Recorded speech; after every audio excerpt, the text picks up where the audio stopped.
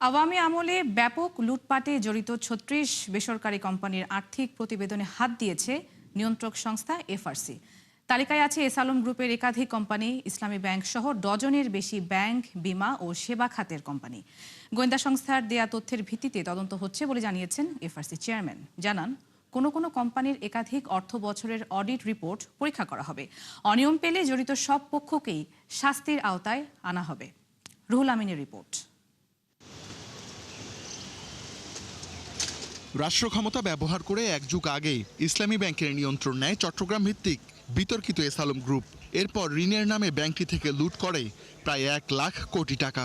ইসলামী bank ও S Alam গ্রুপের মতো আওয়ামী আমলে ব্যাপক লুটপাটে জড়িয়ে পড়ে অগণিত বেসরকারি কোম্পানি। সম্প্রতি এমন ৩৬ প্রতিষ্ঠানের লুটপাটের ফিরিস্তি তৈরি করেছে একটি গোয়েন্দা সংস্থা।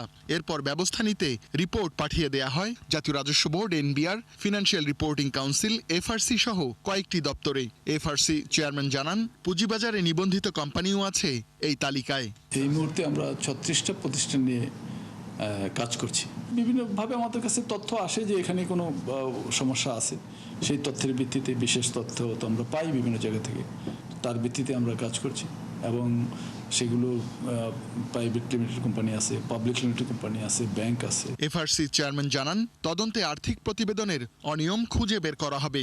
পাশাপাশি অনিয়মে জড়িত কোম্পানি মালিক, কর্মকর্তা ও স্বাধীন নিরীক্ষকদের দায় নির্ধারণ করে শাস্তি নিশ্চিত করা হবে। অ্যাকাউন্টিংয়ের যে স্ট্যান্ডার্ড, ইন্টারন্যাশনাল স্ট্যান্ডার্ড এবং অডিটের যে ইন্টারন্যাশনাল স্ট্যান্ডার্ড, সেই মান রক্ষা করে অ্যাকাউন্টস এবং অডিট সম্পন্ন হয়েছে কিনা আমরা এটাই দেখব। হিসাবের পদ্ধতিগত ত্রুটি আছে, অডিটের পদ্ধতিগত ত্রুটি আছে কিনা এটি দেখব। যদি পদ্ধতিগত ত্রুটি থাকে সেটি বোঝা যাবে যে এখানে অনিয়ম আছে, আর পদ্ধতিগত ত্রুটি না থাকলে বোঝা যাবে যে এখানে আপাতত বড় ধরনের কোনো অনিয়ম থাকার সম্ভাবনা কম। কর্মকর্তারা জানান, সময় মতো এই কাজ শেষ করার পথে বড় চ্যালেঞ্জ এফআরসির জনবল সংকট ও সক্ষমতা ঘাটতি। এক্ষেত্রে পেশাজীবী সংগঠনগুলো সহযোগিতা করতে পারে বলে জানান হিসাববিদদের সংগঠন আইসিএবি। কর্পোরেটের সাইড থেকে সুশাসনটা করা, এখান থেকে যদি সুশাসনটা করতে পারে এবং কর্পোরেটর যদি একটা কন্ট্রোলের মধ্যে, রেগুলার রিভিউর মধ্যে থাকে, তাহলে এটা অনেক অংশে ইমপ্রুভ করবে। এটা হচ্ছে আমি বলবো first FRC role.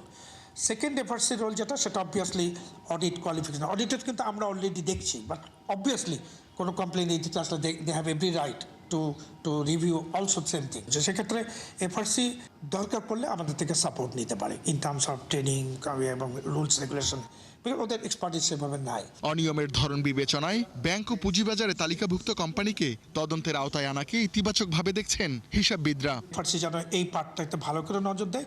Ruhul Amin, ৭১, Dhaka. কাট রিলেশনশিপ।